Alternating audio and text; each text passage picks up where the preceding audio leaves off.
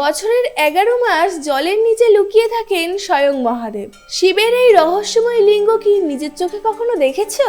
বাংলার 850 বছরের পুরনো এক অলৌকিক ইতিহাস। এই হলো গাইঘাটা জলেশ্বর ধাম। চলো আজকের ভিডিওতে উন্মোচন করি এই মহাদেবের গোপন রহস্য।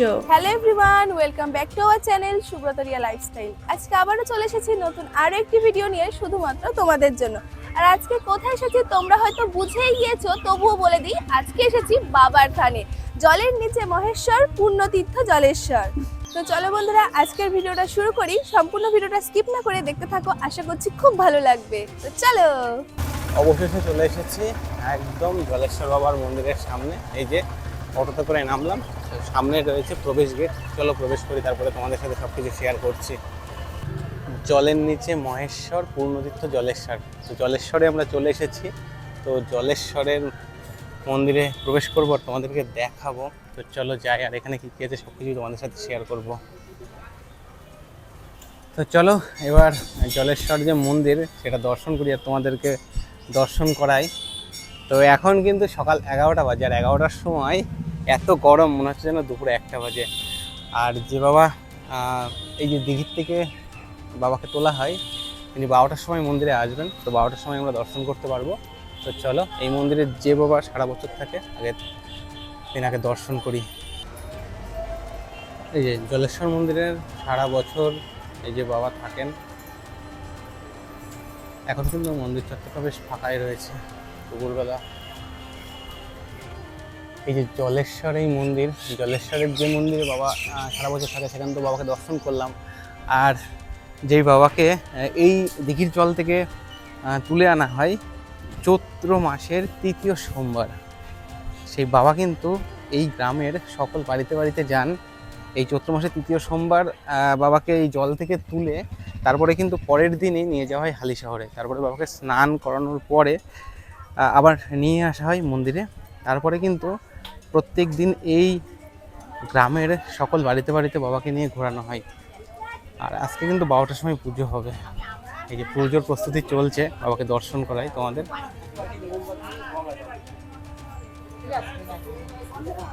এই যে বাবাকে জল থেকে তোলা হয়েছে গত সোমবারের দিন, চৈত্র মাসের 3য় সোমবার। এখন পুজোর প্রস্তুতি চলছে। টোপর পরানো হয়? হ্যাঁ, টোপর পরানো হয়। যেদিন তোলা হয় সেদিনই টোপর পরানো হয়। সে এক রহস্যময় মন্দির। মন্দির আছে কিন্তু তাতে কোনো স্থায়ী বিগ্রহ নেই। শিবের মন্দির, অথচ বছরে 11 মাস শিবলিঙ্গ থাকে পুকুরের জলের তলায়। চৈত্র মাসের 3য় সোমবার তুলে আনা হয় শিবলিঙ্গ। পয়লা বৈশাখের দিন ফের তা চলে যায় জলের তলায়। আর এই শিবলিঙ্গকে কেন্দ্র করে বসে জমজমাট চড়ক মেলা। প্রায় সারা বছরই শিবলিঙ্গ জলের তলায় থাকে বলে মহাদেব এখানে পরিচিত জলেশ্বর শিব নামে। কথিত আছে জলেশ্বর শিব মন্দিরটি 850 বছরের পুরনো। জলেশ্বর শিব নামে অনেক মন্দির আছে। উড়িষ্যা কিংবা শান্তিপুরে এই নামের মন্দির আছে, কিন্তু জলের নিচে প্রায় সারা বছর বিগ্রহ থাকার মতো ঘটনা বিরল। এহেন রহস্যময় মন্দির দেখতে ছুটে আসে হাজারো ভক্তবৃন্দ। হাবড়া বনগাঁ রোডে জলেশ্বর মোড় থেকে খানিকটা গেলেই নজরে এলো শ্বেত শুভ্র মন্দির ঘিরে বিরাট এলাকা। বড় রাস্তার ধারে প্রকাণ্ড তোরণ, তার মাথায় লেখা জলের নিচে মহেশ্বর, পুণ্যতীর্থ জলেশ্বর। সিংহদ্বার পেরিয়ে এগোতেই নজর পড়ে একটি উঁচু ঢিপির ওপর সাদা মন্দির ও ডান পাশে ঘাট বাঁধানো জলাশয়। উপস্থিত ভক্তদের বেশিরভাগই স্থানীয় মহিলা। মন্দিরের পাশে রয়েছে গাছ। এখানে মনস্কামনা পূরণের জন্য ভক্তরা ঢিল বেঁধে যান। মূল একটি শিব মন্দির ছাড়াও এখানে রয়েছে শিবের প্রতীক্ষা মন্দির ও একটি কালী মন্দির।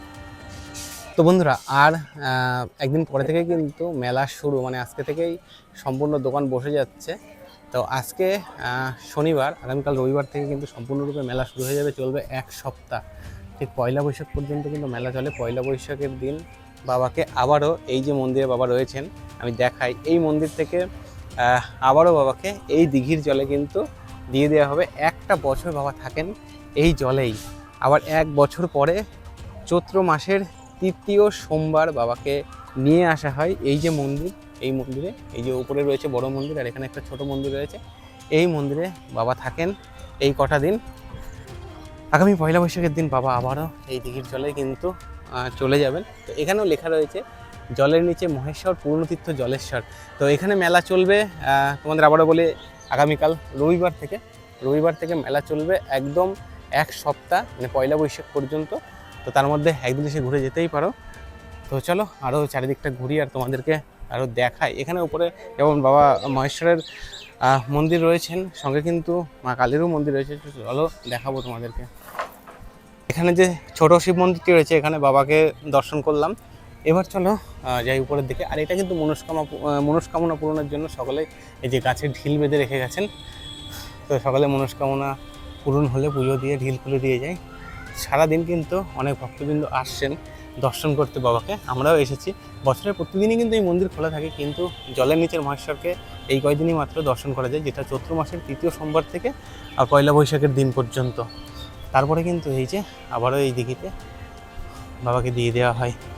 এই যে এখানেও রয়েছে বাবা ভোলেনাথ, এখানে অনেকেই মনস্কামনা পূরণের জন্য ঢিল বেঁধে দিয়ে গেছে। আর এই দেখো, এই সরাসরি কিন্তু যে জলাশয়টা রয়েছে, পুকুর বা দিঘি যাই বলে না কেন, সেখান থেকে উঠেই ডাইরেক্ট এই মন্দির। মানে সাদা রঙের মন্দিরটা সত্যিই অসম্ভব সুন্দর। আর এই মন্দির চত্বরে কিন্তু এখন এই গাছগুলোর পাতা পড়ে গেছে, কিন্তু সারা বছরই মোটামুটি মানুষজন আসেন। আর এখানে বসে প্রতীক্ষা করার জন্য জায়গা রয়েছে। তো বেশ ভালো লাগলো, আমরা প্রথমবার এসেছি। তোমার কেমন লাগলো? আমারও ভীষণ ভালো লেগেছে। আর এই জায়গাটা গাইঘাটাতে তোমাদের দেখো শিবলিঙ্গের শিব মন্দিরের এই যে চূড়াটা দেখো কতটা হাইট। আর এই জায়গাটা তোমরা কি করে আসবে, তুমি বলো তো কি করে আসবে বন্ধুরা? এখানে আসতে গেলে সবচেয়ে সহজ রুট হচ্ছে শিয়ালদা থেকে বনগাগামী বা বনগা থেকে শিয়ালদাগামী ট্রেনে করে নামতে হবে হাবড়া স্টেশনে। হাবড়া স্টেশনের 1 নম্বর প্ল্যাটফর্ম থেকে বাইরে বেরিয়েই পাবে মেন রোড, যেটা যশোর রোড। সেই যশোর রোড ধরে আমরা চলে এলাম। আমরা অটোতে করে এলাম, অটো ভাড়া নিল 25 টাকা। তাছাড়া তোমরা বাসে করে আসতে পারো জলেশ্বর মোড় থেকে ডাইরেক্টলি টোটো করে এই জলেশ্বর মন্দির পর্যন্ত আসতে পারো। তাছাড়াও কিন্তু স্টেশনের বাইরে থেকে ডাইরেক্টলি অটো পেয়ে যাবে। আমরা যেভাবে এলাম 25 টাকার বিনিময়ে ডাইরেক্টলি মন্দিরে চলে এসেছি। অনেকে কিন্তু এই পুকুর থেকে জল তুলে নিয়ে এসে পুজো দিচ্ছেন, তাই না? হ্যাঁ। আর এইদিকে দেখো এখানে আবার একটা নন্দী মহারাজও আছেন। হ্যাঁ, নন্দী মহারাজ রয়েছেন। কারণ যেহেতু একদম এই যে দিঘি বা পুকুর, এখান থেকে শুরু করে একদম সোজাসুজি কিন্তু বাবা ভোলেনাথের মন্দির। তো মন্দিরের বাইরে নন্দী মহারাজ থাকেন। আর এখানে সকলে কিন্তু পুজো দেয়, পুজোর ডালা কিনতে পাওয়া যায়। আর দেখো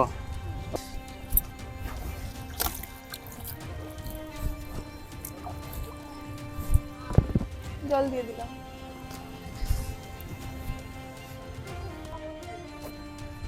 দেখো বন্ধুরা, এই জলেশ্বর শিব মন্দিরে কিন্তু প্রতিদিনই অন্নভোগ পাওয়া যায়, কুপন মূল্য 50 টাকা। তো এখানে ফোন নাম্বার দেওয়া রয়েছে, দেখে বুঝতে পারছি। ফোন নাম্বারে কিন্তু কন্ট্যাক্ট করে তারপরে তোমাদের কুপন সংগ্রহ করতে হবে। আর জলেশ্বর যে মন্দির, ঠিক তার প্রধান কার্যালয় মন্দিরের সামনেই রয়েছে। এখানেই কিন্তু তোমরা এসে কুপন সংগ্রহ করতে পারো। কমল চৌধুরীর উত্তর 24 পরগনার ইতিবৃত্ত থেকে জানা যায় যে জলেশ্বর রাজা কাশীনাথ রায় এই শিব মন্দির নির্মাণ করেন। সেই মন্দির ভেঙে পরবর্তীকালে একটি প্রকাণ্ড স্তূপে পরিণত হয় পাশে শিব পুষ্করণী। সেই পুকুরে শিবের প্রতীক কালো শিলাখণ্ড সারা বছর জলে ডোবানো থাকে। চৈত্র মাসের 3য় সোমবার জল থেকে তোলা হয় শিবের মূর্তি। সেন বংশের রাজত্বকালে দ্বাদশ শতকের শেষের দিকে এই এলাকার শিব পুজোর প্রচলন শুরু হয়। সেই সময় মন্দিরে ছিল টিনের ছাউনি আর দেওয়ালে ছিল ইট ও কাদার গাঁথনি। পরে গোবরডাঙ্গা জমিদার রমেশচন্দ্র বন্দ্যোপাধ্যায় শিব মন্দিরের জন্য 60 বিঘা জমি দান করেন। 4 একর 40 শতক জমির ওপর তৈরি হয় এই পুকুর, ভক্তদের কাছে যা পরিচিত শিব পুকুর নামে। এখানকার প্রাচীন মানুষের মুখে শোনা যায় যে এই জলেশ্বরে এককালে চৈত্র সংক্রান্তির দিন চড়ক ভেসে উঠত। ঢাক ঢোলের বাজনা শোনা যেত, সঙ্গে শাঁখ আর কাসরের বাজনা। শত শত মানুষ নাকি নিজের চোখে সেই সব দেখেছে। প্রতি বছর চৈত্র মাসের 3য় সোমবার চড়কের জন্য আসা সন্ন্যাসীরা এই শিব পুকুর থেকে বিগ্রহ তুলে আনেন। পুকুর ধারেই সিংহাসন বসিয়ে টোপর মাথায় দিয়ে অভিষেক হয় জলেশ্বর শিবের। কালো শিলাখণ্ডরূপী শিবকে আনা হয় মন্দিরে। তার পরদিনই সন্ন্যাসীরা হেঁটে হালি শহরে গিয়ে বিগ্রহটি গঙ্গায় স্নান করান। তারপর স্থানীয় 8টি গ্রামের বাসিন্দাদের বাড়িতে পূজিত হয় এই শিবলিঙ্গ। মন্দিরের অধিষ্ঠিত হয়ে জলেশ্বর শিব প্রত্যক্ষ করেন গাজন উৎসব। চৈত্র সংক্রান্তির দিন বসে বিরাট চড়কের মেলা। চড়ক সন্ন্যাসীরা চড়ক গাছ থেকে ঝুপ ঝাপ, বটি ঝাপ, কাটা ঝাপ দেন। পয়লা বৈশাখের দিন আবার এই শিবলিঙ্গ ডুবিয়ে দেওয়া হয় শিবপুকুরে। বছরের বাকি সময় অন্য একটি বিগ্রহ এই মন্দিরে পূজিত হন। সারা বছর দূর দূরান্ত থেকে বহু ভক্ত এখানে পুজো দিতে আসেন। ভক্তদের দাবি এখানে শিব পূরণ করেন ভক্তের মনস্কামনা। বছরে 3টি মেলা বসে। চড়কের সময় তো বটে, শ্রাবণ মাসে মেলার দিনও এই মন্দিরে ব্যাপক ভক্ত সমাগম হয়। শিবরাত্রিতে অসংখ্য মানুষের ভিড় জমান এই মন্দিরে। এছাড়াও বছরভর দূর দূরান্ত থেকে মন্দির দর্শনে আসেন বহু ভক্ত। মন্দির কমিটির পক্ষ থেকে জানা যায়, মন্দির সংলগ্ন এলাকাটি পর্যটন কেন্দ্র হিসেবে গড়ে তোলার ও পাশাপাশি তৈরি হয়েছে পিকনিক স্পট। শীতের মরশুমে ভিড় জমে পিকনিক পার্টি। কমিটির পক্ষ থেকে তৈরি করা হয়েছে বিনোদন পার্ক। গাড়ি রাখার বড় জায়গা রয়েছে। গাছের ছায়ায় ঘেরা মনোরম প্রকৃতির মাঝে সময় কাটানোর আদর্শ স্থান জলেশ্বর শিব মন্দির। এখন যে নতুন জলেশ্বর শিব মন্দিরটি তৈরি হয়েছে তাতে স্পষ্ট বোঝা যায় সেটি একটি উঁচু মাটির ঢিপির ওপর অবস্থিত। জানা যায় যে এখানে বহু বছর আগে এক বৌদ্ধ গ্রাম ছিল। ঢিপিগুলি তারই নিদর্শন বহন করে চলেছে। তার নিচেই হয়তো চাপা পড়ে রয়েছে বহু প্রাচীন যুগের জলেশ্বরের মূল মন্দিরের ধ্বংসাবশেষ, অথবা সেটি বৌদ্ধ ধর্মের কোনো মন্দির বা স্তূপের নিদর্শনও হতে পারে। প্রত্নতাত্ত্বিক খনন কার্য হলে তার থেকে সঠিক তথ্য বেরিয়ে আসবে বলে অনুমান করা যায়। পুজো বা উৎসবের দিন বাদে সকাল 7টা থেকে বেলা 2টো পর্যন্ত ও বিকাল 4টে থেকে রাত 8টা পর্যন্ত এই মন্দির খোলা থাকে। এই যে মন্দিরের একদম যে উঁচু একটা ঢিপির মতো, তার উপরে রয়েছে মন্দির। সেই মন্দির থেকে একদম নিচের দিকে দেখো কতটা এরিয়া জুড়ে হচ্ছে মেলা, চড়কের মেলা চলবে পয়লা বৈশাখ পর্যন্ত। তো এই মেলাতে কিন্তু অনেকটা বড়, এই দিক থেকে শুরু হয়েছে, এদিকে অনেকটা এরিয়া জুড়ে কিন্তু মেলা বসছে। অলরেডি কিছু দোকান আজকে বসেও গেছে, তবে আগামী কাল থেকে সম্পূর্ণরূপেই মেলা চালু হয়ে যাবে। সব দোকানগুলো রেডি করছে, সবাই আজকে রেডি করে ফেলবে। আর এই যে সেই পুকুর, এই পুকুর পাড়েই বসে মেলা, চড়কের মেলা। তো অনেকটা এরিয়া জুড়ে মেলা। চলো কিছুটা আমাদের সাথে দেখাই, আর তোমরা যদি এই মেলায় আসো তাহলে তো দেখতেই পারবে। দেখো বন্ধুরা, এটা হচ্ছে মেলার জায়গা। এখানে কিন্তু মেলা বসে গেছে অলরেডি। আগামীকাল থেকে এই দেখো এখানে মঞ্চ ফঞ্চ হচ্ছে। যাই হোক, অনেক বড়ই এই মেলাটা বসে।